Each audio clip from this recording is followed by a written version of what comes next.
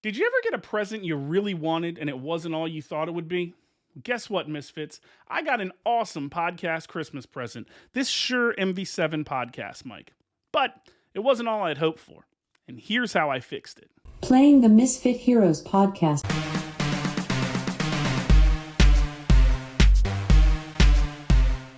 If you've watched any of my previous videos about podcasting, you'll know that I recommend that a good microphone is one of the most important things that you need for a solid podcast. I splurged a little bit and I purchased what I think is the top of the podcast microphone food chain at the moment, the Shure MV7. It saves me a ton of time by being able to record directly into my iPhone.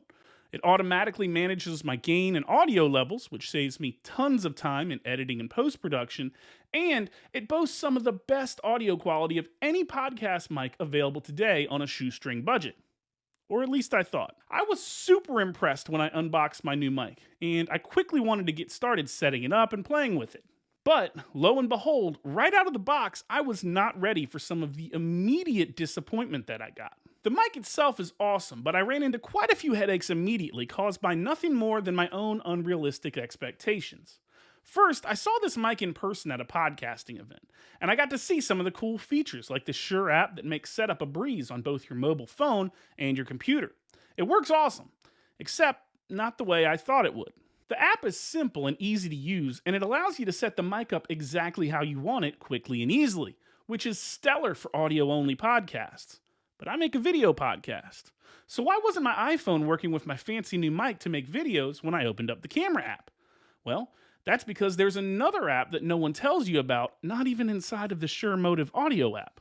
There's a MOTIV video app as well. There, I just saved you about half an hour of Google searches until you finally find that post from Reddit. This is the icon for the audio version, and this is the icon for the video version. Now, before I show you how to use the app, I've got to connect the new mic to my phone.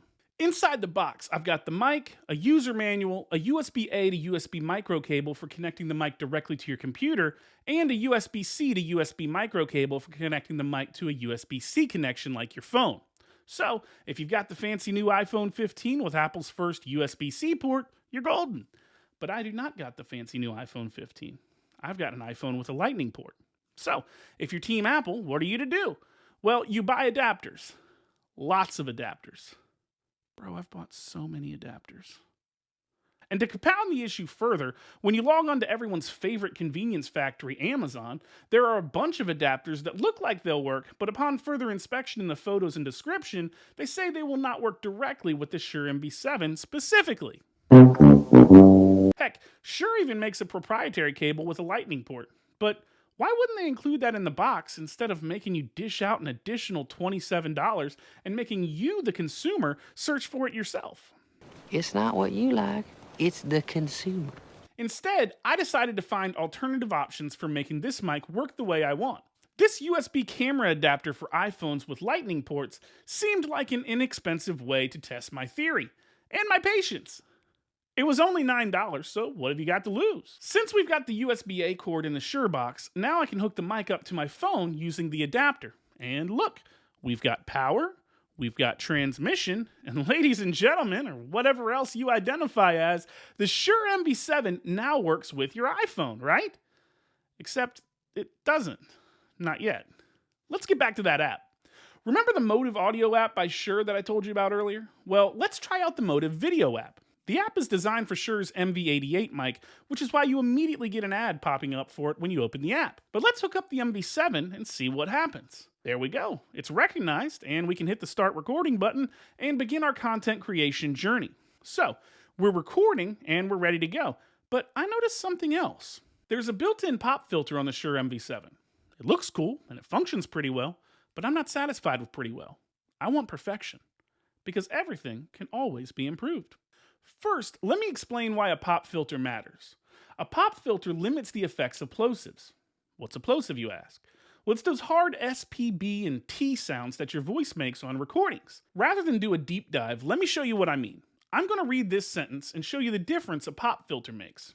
Let's start with the pop filter removed. Sally played Parcheesi on her big trip to Paris. See how you can hear the S sounds, the B's, the P's, and the T's? Now I'm going to do it with the included pop filter.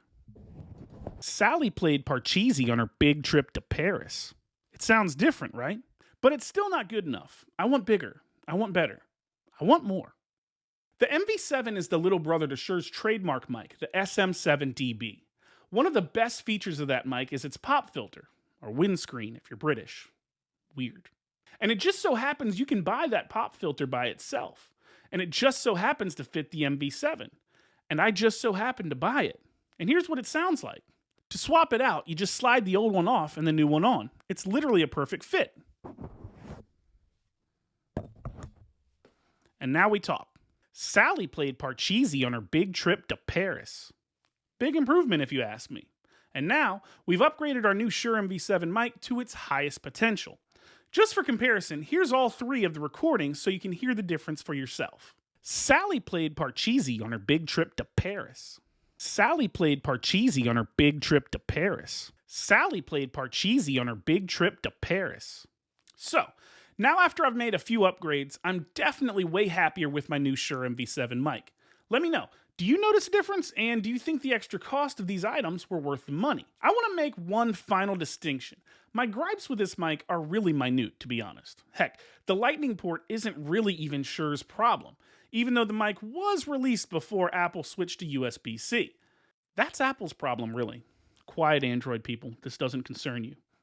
And while the app was hard to find and it didn't have any mention of working with the Shure MV7, it does still work. If I could offer constructive criticism, it would just be for Shure to make it easier to find the app. I mean, I can't believe I'm the one making this video and not the company producing the mic. Now, the pop filter issue, that seems like that could be addressed in a future iteration, maybe a Gen 2 of the MV7 mic. And sure, if you do that, I'd be grateful if you'd like me to test that out. But aside from the small minutiae of the issues I've addressed in this video, I still love this mic. It's great. It's the podcast mic cream of the crop, and what I officially consider the standard for podcast mics to live up to. So, I would definitely recommend this as your best bet for a podcast microphone. And if you want to buy one, the link is down below for you to do so. Misfits, another one's done. If you were having any of these issues and I helped you fix them, would you do me a solid and gently embrace that like and subscribe button? Also, I would love it if you left me a rating and review of the show on Apple Podcasts and Spotify. And as always, please remember this. If you do nothing else today, be kind, love one another, and be a hero.